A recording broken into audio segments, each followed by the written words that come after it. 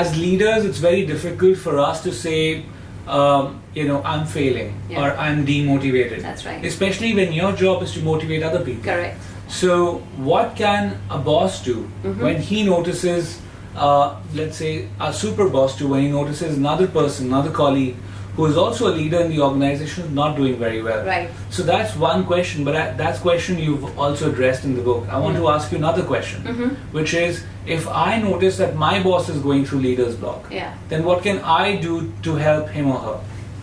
Give them the book. Okay, so that's what so I was about to say, short of giving them the book, what can I do? Give them the book. I think, and that question has come up to me a lot of time. It's not addressed so much in the book, but a lot of people have asked me that question, that what if we find our boss going through leader's block? I would say start with a conversation. Okay, I would say understand the backstory. What's happening in their environment, right? What are they going through? Are there big changes happening in the organization, in their lives, in the environment? But really trying to find out what's happening, because once you know, or once you have an understanding that leader's block does get triggered by a couple of things, you start looking for those symptoms, you start looking for those patterns. And sometimes it's tough to do, but get into your boss's shoes and see what the issue is. Having a candid conversation, doesn't matter whether it's your boss, super boss, is very helpful. And you don't have to go and say, oh, listen, I think you're going through something, let's talk about it. But just being empathetic, trying to understand, saying, can I help, what's going on, I've noticed a little bit of change, I've noticed, you're reacting a little differently, what's up, those kind of conversations. Nobody will shut you off from those conversations, because as humans, we're always looking to have those conversations. It's a coffee conversation.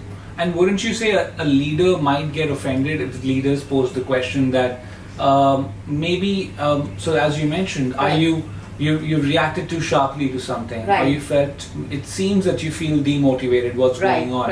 How do you balance? So leaders also have big egos. Absolutely. How do you balance the fact that they have big egos and still try to help them in a way that you don't end up offending them, but you in some ways end up helping them? Sure.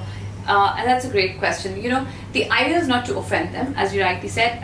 Leaders have big egos, but at the heart of it, they're all humans, right? They're all looking for the same things that we are looking for.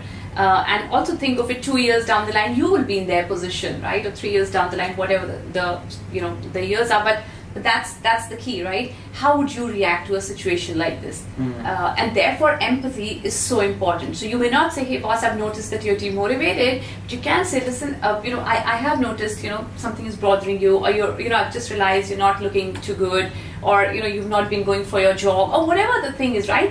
As an subordinate, you also have to look after your boss, right? And therefore, you pick these cues and you have that conversation in a very non-threatening, non-judgmental way.